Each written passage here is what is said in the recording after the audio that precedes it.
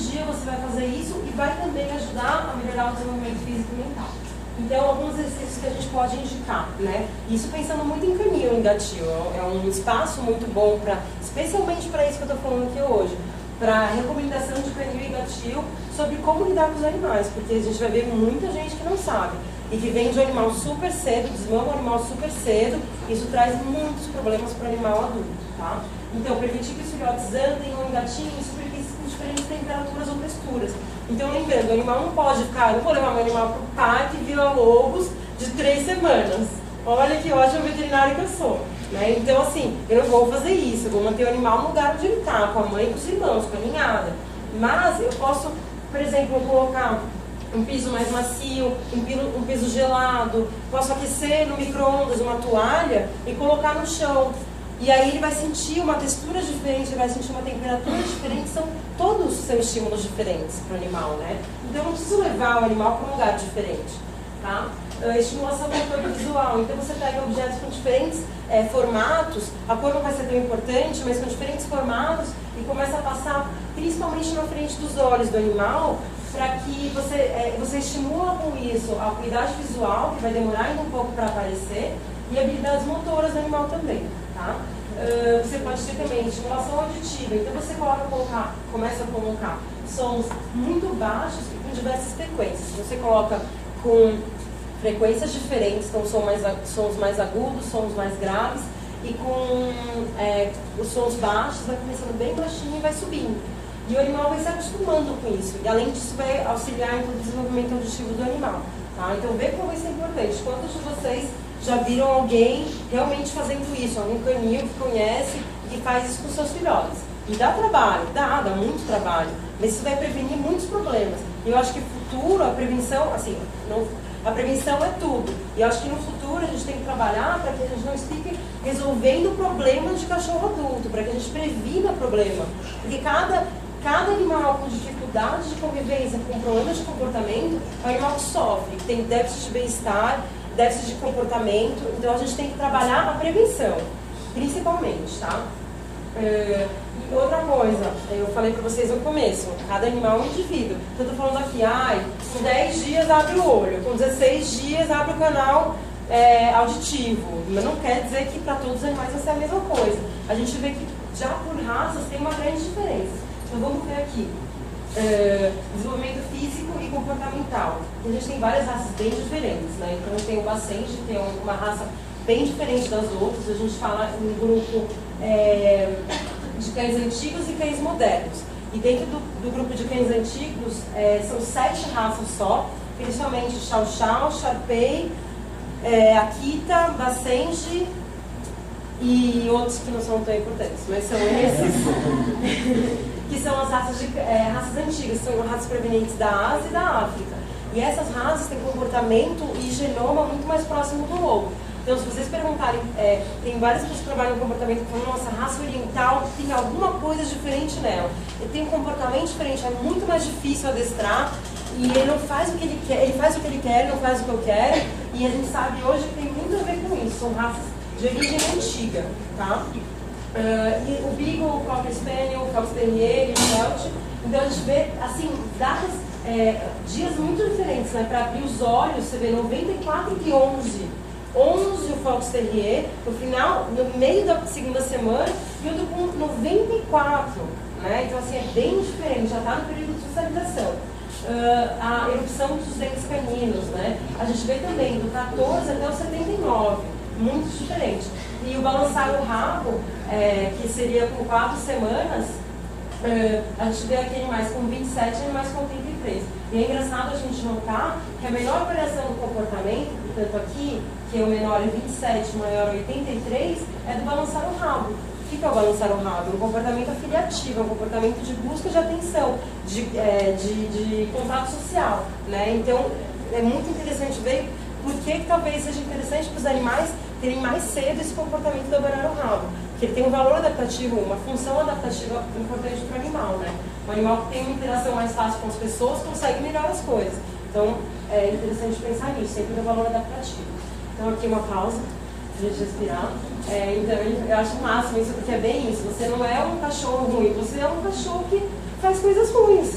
Não quer dizer que o animal é ruim, você é ruim que você vai assistir na minha casa. Ele faz algumas coisas ruins, né? Tá, então continuando. Então agora vamos para o período mais importante, que é o período de socialização, que é da 4ª semana até 12, 14 semanas, tá?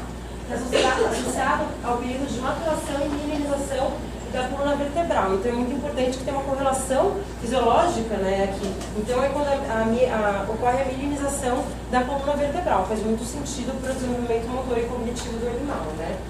Todos os sistemas sensoriais estão funcionando e a capacidade do animal aumenta. Mas assim, a capacidade do animal de aprendizagem aumenta muito. É o período da vida dele que ele vai aprender mais. Então, se você quer ensinar alguma coisa para um cachorro, para ele guardar para a vida e para ele guardar bem, é nesse período que você vai fazer, das 4 semanas até as 12, 14 semanas, tá? Então, a gente fala um conceito da etologia, né, que a gente estuda o comportamento animal, um período sensível. Então, é um período que ocorre para todos os animais, tá? Que é um período de estreito, claro, uma estreita, clara e definida janela durante o período de desenvolvimento, quando alguns estímulos específicos vindos da experiência induziriam efeitos de longo prazo e irreversíveis sobre o comportamento futuro. Muito legal poder ensinar várias coisas para o meu animal e ele manter isso para o resto da vida. Mas a gente pensa, e o animal que está na rua e começa a ter que ser agressivo, e ele vê vários animais agressivos em volta dele, ou vários animais medrosos em volta dele, porque tem que procurar comida, e ele está nesse período sensível.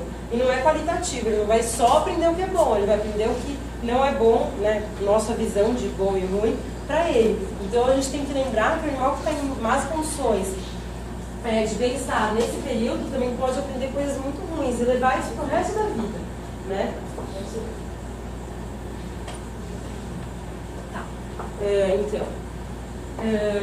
Aqui, essa frase é bem legal. No caso do cão doméstico, o processo de socialização permite que os filhotes formem vínculos com animais não coespecíficos, como seres humanos e outros animais, outras espécies, com quem ele tiver contato durante esse período. As características da experiência e da socialização determinam os futuros parceiros sociais do animal.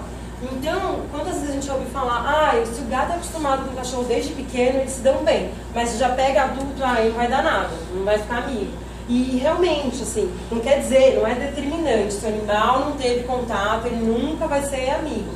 Mas é muito provável que o animal que tenha contato nesse período de socialização com outras espécies, com pessoas, criança, adulto, bebê, ele vai ser acostumado com o resto da vida com esses animais, ele seja muito menos reativo a essas espécies, tá? E estímulos em geral, auditivos, etc. Tá? Então a gente vê aqui nessa fase os animais começam a brincar, né? É bem legal, a gente começa a gostar muito mais dos animais. Não gostar muito mais, mas ter um contato muito maior com os animais nessa época. Então é um período que ele começa a responder quando vê ou quando ouve pessoas. Antes você chama, você passa na frente, às vezes ele está meio apático, né? Ele não percebe tanto. Mas nesse período ele já começa a ver e ouvir e responder a isso. Então se eu chamo o animal, ele já começa a vir para mim. Se eu passo na frente dele, ele começa a me acompanhar, ele começa a seguir. Tá? Outros animais também, isso acontece. Então ele tem vontade, o sistema de busca é um sistema emotivo e motivacional que os animais todos têm, ele está muito ativo nessa época. Então a exploração ambiental é muito importante. Então, ele já começa a se aproximar de novos objetos e especialmente de estímulos em movimento. Com esse movimento ele começa a ir atrás. Tá? Então o comportamento investigativo começa a sair do ninho. Então essa foto é bem legal.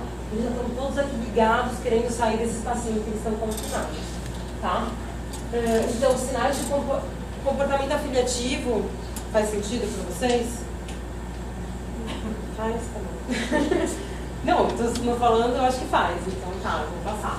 Então, o comportamento afiliativo começa a aparecer vários sinais. Então, ele requer atenção, ele busca pelas pessoas e ele começa a seguir, né? Aumento da interação com os irmãos de ninhada, com a mãe e com o ambiente. Porém, com o tempo, a mãe começa a passar menos tempo com os filhotes, tá?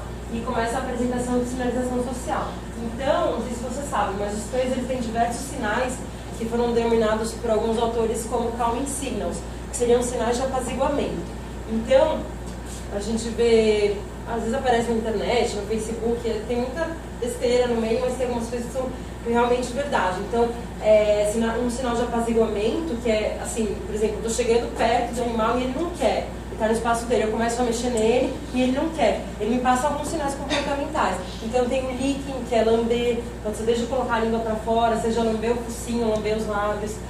Tem o paw lifting, que é levantar a pata cerca de 45 centímetros. Então a gente tem a requisição de brincadeira, que é quando geralmente ele levanta 90 graus, e tem o paw lifting, paw, pata, lifting, levanta a pata, que é cerca de 45 graus. Isso é um sinal de estresse. E a maioria das pessoas confunde, ele está dando a pata. Mas ele não está dando a pata, ele está mostrando, por favor, não chega mais perto, eu não quero que você venha. Eu não quero interação agora. Então, alguns desses sinais são muito confundidos. E, por vezes, o que leva ao comportamento agressivo é porque a gente ensina o animal. Então, ele está querendo falar, por favor, não chega perto de mim. E eu estou, ai, vem cá, meu amor, abraçando ele. O que ele está falando para mim é que não. Ele vai ter que, às vezes, chegar a uma resposta agressiva porque você não faz o que ele quer, né? O que ele precisa. Tá? Então ele começa nessa época a mostrar esses sinais comportamentais, né? Querendo se comunicar, né? Com a gente, com os outros, etc. Ele vai aprendendo por associação. Então ele vai estabelecer um padrão geral de comportamento que ele vai levar para as respostas sociais e não sociais para o resto da vida. Tá? Então até o final desse período vamos formar padrões de respostas para os estímulos que ele foi exposto. Então, se ele nunca foi exposto a um som de trovão, isso vai ser uma coisa nova quando ele tiver contato aos 8 meses, 9 meses, ele pode virar um animal muito medroso em relação ao trovão. Vai ser aquele animal que vai se esconder embaixo da cama. E por que isso aconteceu? A maioria das vezes é porque ele não teve contato com esse estímulo quando ele era filhote. Então, vocês veem a importância que isso pode ter e como a gente pode prevenir tantos problemas, né? Então, o que a gente quer? Durante esse período, especialmente de socialização, ter o maior contato com o maior tipo, com a maior gama de estímulos possível, de pessoas, de animais, de barulhos, tá? E onde muita gente pode chegar e falar, ué, mas ele não foi vacinado, como é que eu vou fazer ele ter contato com várias espécies, com várias pessoas? Primeiro, não precisa ser tão assim, você tem categorias, né? Você tem pessoas adultas, pessoas crianças, bebês e idosos. E por que eu falo separa idoso, adulto, criança, bebê? Porque a gente sabe que a maior vítima de agressão são em casa e a criança e adulto. Porque, primeiro, pelo perfil que a criança vai chegar em contato, né, com o animal, geralmente ela já chega mexendo e ela tem um comportamento motor não tão fino. E o idoso também. Primeiro, ele se mexe mais devagar, então ele não consegue fugir. Talvez se mover mais devagar, o cachorro não entenda tão bem e sinta como um estímulo agressivo. Então, são duas categorias bem vulneráveis, né, para agressão de cães. Então, assim, a gente divide criança, bebê, que é bem diferente de criança, os barulhos que ele faz é bem diferente, o contato que ele tem é bem diferente, adulto e idoso. Então, eu não preciso levar ele no parque para ele ter contato com isso. Eu levo uma vizinha minha que é idosa e vai na minha casa. Ela não precisa ir lá e mexer no animal. Ela precisa estar perto, no espaço, ele já vai ter contato. Tá? Outra coisa, quando a gente fala de espécie, ele não precisa ter contato com todos os tipos, todas as raças de cães. Se ele tiver contato com os irmãos dele de ninhada durante esse período de socialização, já é uma ótima socialização e não precisa ter contato com todas as raças de cães, porque isso, na verdade, é o padrão comportamental. Tá? Diversas espécies é sim legal, você vai, por exemplo, ter gato, por exemplo. Um gato que é vacinado, que não tem problema, que é limpo, etc., não tem problema ter contato, é super indicado que tenha. Tá? E estímulos em geral, objetos, sons, não vai passar doença, né?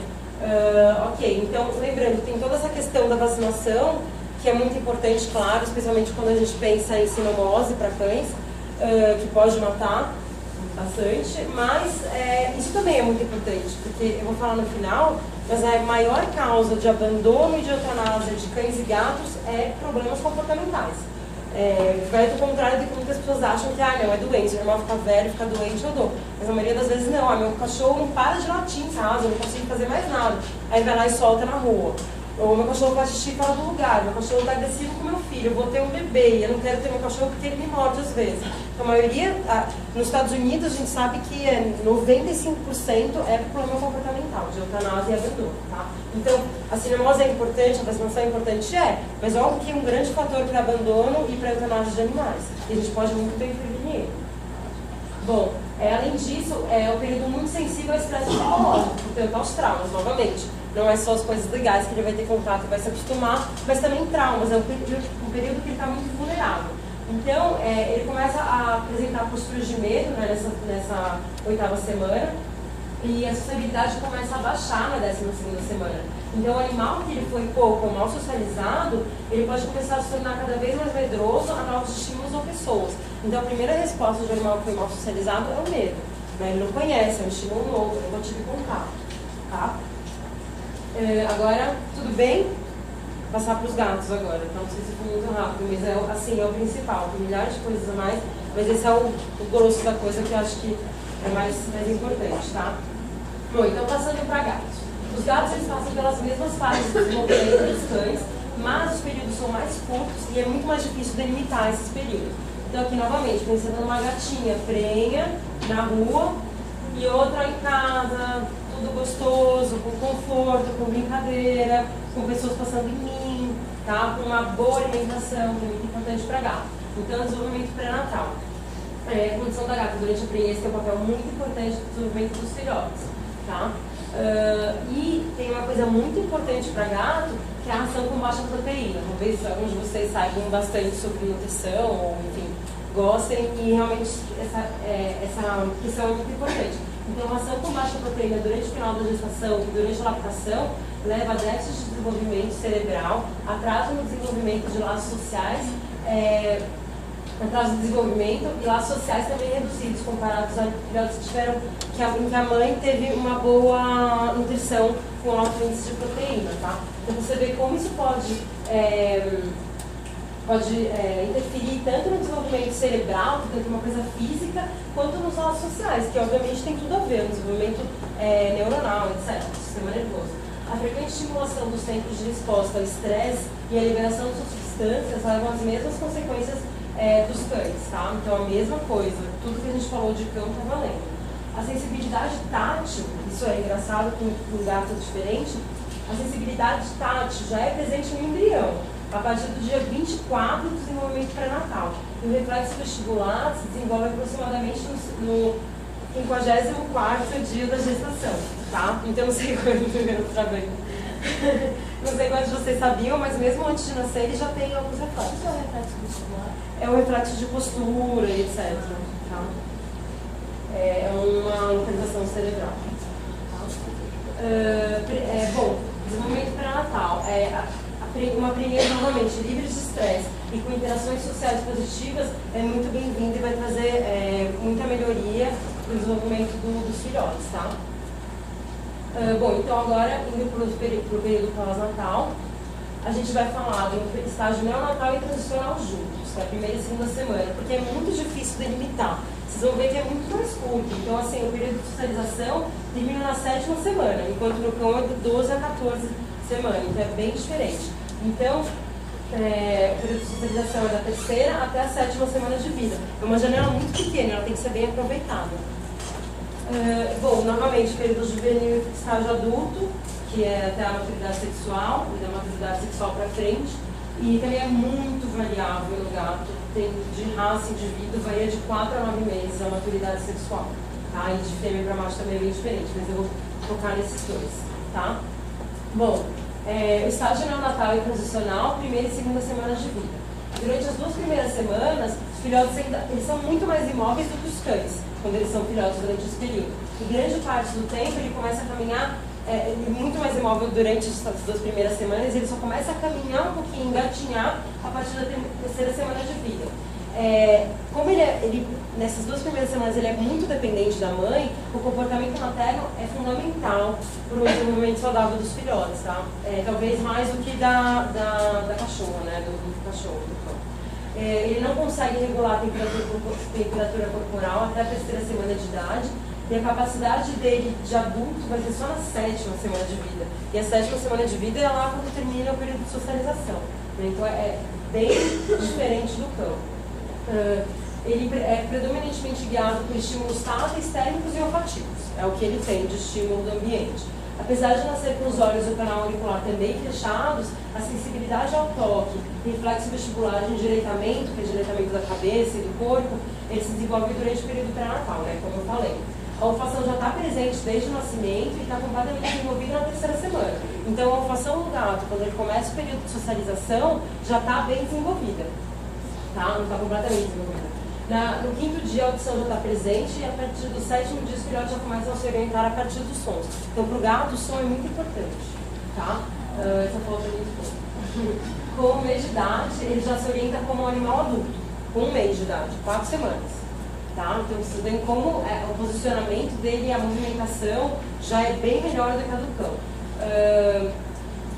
Apesar disso, apesar dos olhos abrirem super cedo, a orientação visual e o comportamento de seguir com o olhar só começa a aparecer também na terceira semana. A acuidade visual só é atingida aos 3, 4 meses de idade. Você imagina? A acuidade visual aos 3, 4 meses de idade. Bastante coisa, né? A gente pensa na idade que os animais eles são adotados, que é super cedo, o animal não tem nem a acuidade visual completamente desenvolvida, como isso pode interferir no animal. E o self-grooming, né, que é o lamber, o lamber com a lamber e o lamber a pata e o lamber e passar a pata no corpo, começa a aparecer na segunda e na terceira semana de vida, tá? Os filhotes, então, são separados da mãe, são criados... Agora eu já vou falar uma coisa importante, porque a gente pode falar em filhote que hand raised, que é criado na mão, então ele é tirado da mãe e vai para a mãe só mamar, ou nem isso, e que é criado com a mãe, mas que às vezes eu vou lá e faço 5 minutos de interação. Isso são coisas diferentes, tá? Então, os filhotes são separados da mãe e criados na mão, a partir da segunda semana de vida, são mais medrosos em relação a outros gatos e pessoas, são mais sensíveis a novos estímulos e apresentam maior dificuldade de aprendizado. Então, a gente pode pensar quantos casos a mãe morre, ou a mãe abandona, ou a gente pega um filhotinho na rua que não sabe onde está a mãe e pensa que ele vai ser criado na mão, né? Assim, ele não vai ter contato com a mãe. E como isso pode afetar o comportamento posterior do animal. Então ele vai ser muito mais medroso em relação a gatos, a outras espécies, a pessoas, a estímulos em geral, e a aprendizagem dele vai ser muito mais difícil, né? Então eles podem ainda desenvolver eles podem sim desenvolver laços sociais com outros gatos, mas vai ser muito mais lento e mais difícil, tá?